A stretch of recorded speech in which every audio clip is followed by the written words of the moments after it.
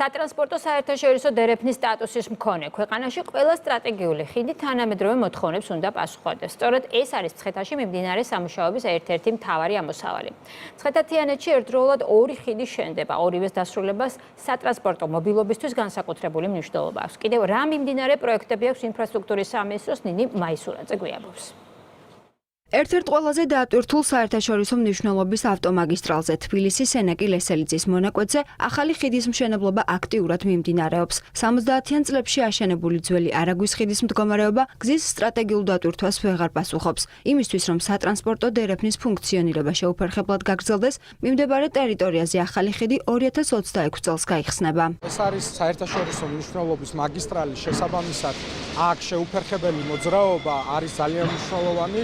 დღევანდელი მდგომარეობით პერიოდულად არსებულ ხიდზე ტარდება ხოლმე რეაბილიტაცია საჭიროებიდან გამომდინარე, რაც მცირე შეფერხებაც კი ამ თვალსაზრისით იწვევს საკმაოდ სერიოზულ სატრანსპორტო კოლაფს, ამიტომ ჩვენს მიერ იქნა ზუსტად ეს გადაწყვეტილება მიღებული. ხიდის საერთო სიგრძე 208 მეტრი არის, რომელიც პერსპექტივაში სამზოლიან პერსპექტივაში აშენდება, რაც უზრუნველყოფს სამომავლოდ თბილისი ნატახტარის მიმართულებით განვითარების კუთხით დააკმაყოფილებს იმ არსებულ ინტენსივობას.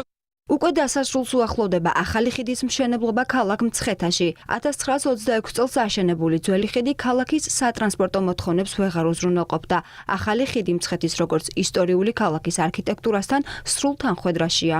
ამ ლოკაციაზე არის სამი ხიდის კომბინაცია. ერთი, რომელიც ეხლა სრულდება, რომლის მშენებლობა ეხლა სრულდება, ანუ დავარქვათ მას ახალი ხიდი, მეორე აქამდე არსებული, რომელიც შემდგომ მხოლოდ საფეხმავლოდ იქნება გამოყენებული, ეს არის ძველი ხიდი და აქედან 100 მეტრში არის წყალქვეშ მყოფი, ეგრეთ წოდებული პომპეუსის ხიდი, მოგთა ხიდი, რომელიც რამოდენიმე საუკუნეს ითვლის. ისე რომ მე ვფიქრობ, ტურისტული თვალსაზრისითაც ამ კომბინაციას აქვს ძალიან დიდი მნიშვნელობა. ინფრასტრუქტურის განახლება ახალ ეტაპზე გადადის გუდაურში, ზამთრის კურორტზე აღმასრულებელი ხელისუფლების წარმომადგენლებმა არსებული გამოწვევები შეაფასეს. ჩვენ ადგილზე მოვინახულეთ ყველა ის ადგილი და ლოკაცია, რომელიც ადგილზე შეფასდა, რომელიც საჭიროებს გაუმჯობესებას. პრემიერ-მინისტრს წარვუდგენთ გეგმას, რომლის ფარგლებშიც დარწმუნებულები ვართ, რომ მომდევნო ზამთრის ტურისტულ სეზონს ჩვენი ქვეყანა დახვდება გაუმჯობესებული საგზაო და სხვა მათ შორის მთის ინფრასტრუქტურით.